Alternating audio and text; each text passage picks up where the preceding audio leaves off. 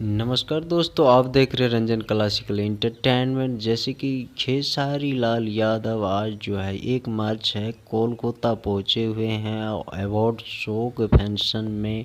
और बहुत ही रिहर्सल हो रहा है यहाँ पे, 4 बजे से शो चालू है और तमाम स्टार जो है वहाँ पे आया हुआ है और एक्ट्रेस भी आया हुआ है। सभी लोग जो हैं भोजपुरी के जितने सितारे हैं सब एक साथ होने वाले हैं आज। मनोज तिवारी, रवि किशन, जुगली स्टार, दिनेश लाल यादव और तमाम स्टार आने वाले हैं। चिंटू पांडे भी आने वाले हैं। आज भोजपुरी का जितने भी विवाद में चल रहा था सारे ख़त्म हो जाएंगे, सारे विवाद। और काजल राघवानी भी आज जो है वहाँ शामिल होने वाली है, अमरपाली दुबे भी शामिल होने वाली है।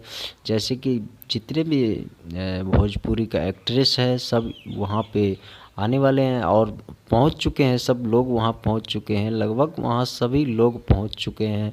और बहुत ही तगड़ा जो है शुरू होने वाला है।